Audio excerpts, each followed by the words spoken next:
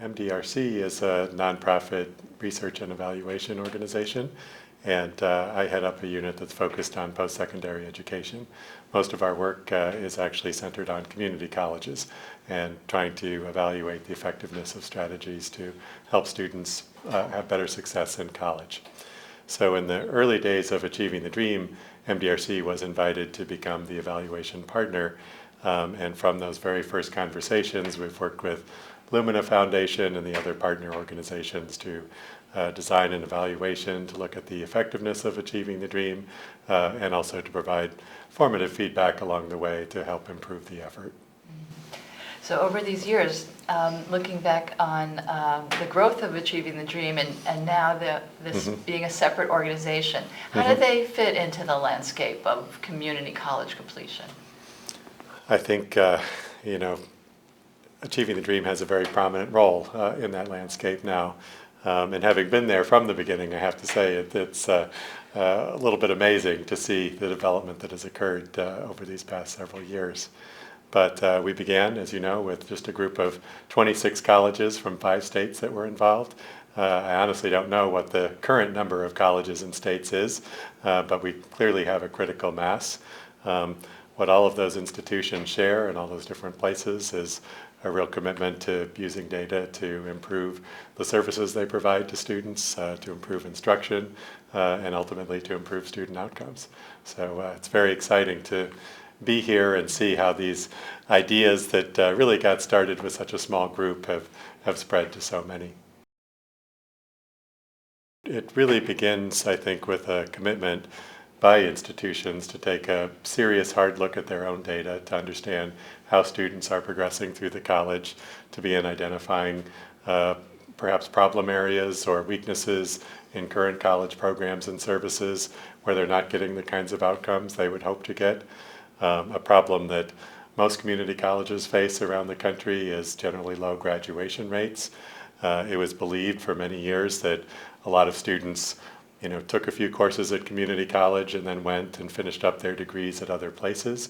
But a lot of national research has suggested that that really is often not the case, that students begin at community college, often get frustrated or stalled for different reasons and end up never completing a degree from any institution. So now that we know that, I think community colleges are just taking it upon themselves to bear responsibility for student completion and to think about everything that they can be doing within their own institutions to ensure that either students get a degree at that place or that they're fully equipped to transfer and succeed at another institution in the community. I would agree that access is not the principal problem any longer. If you look historically, there's been a steady rise in college attendance in the U.S. And also much more diversity in the kinds of students who attend college than was the case, say, 30 or certainly 50 years ago.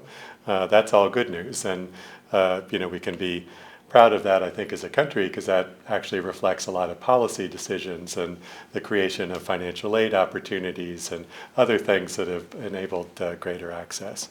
But as your question suggests, access doesn't translate into success. So the fact that we're serving many more students of color, for instance, is nothing particularly to celebrate if those students are not succeeding and coming out with degrees. And so it's that type of equity concern, looking at questions of how students of color are doing versus white students, for example. Also looking at how low-income students are faring relative to high-income students. And this is where we still see significant gaps. And these are the kinds of issues and questions, really, that community colleges are asking themselves as part of Achieving the Dream. Why is that happening, and what can we do about it? What kind of, is there some innovations that you'd like to highlight that are addressing the achievement gap issue? I think this, honestly, is an area where we're still learning. And there are, I think, open questions about what kinds of strategies will work best. I think it's generally agreed that the biggest problem, the biggest hurdle for students is in developmental education, and disproportionately a lot of students of color, a lot of low-income students begin in developmental education courses. So, while there's not a racial or any kind of overlay on developmental courses, we see that they're not getting the kind of results that are desired, that we need to be thinking about how to accelerate the pace of students through those developmental courses so that they move to college level work much more quickly. I think some colleges are beginning to think about other kinds of supports that might be very targeted. Minority males, for instance, African American males, Hispanic or Latino males sometimes feel more isolated on campus, maybe less likely to ask for help. So maybe in instances like that with specific populations, there may be more targeted interventions that can help them discover their own community, help them get the extra help that they need and succeed on a level similar with other students.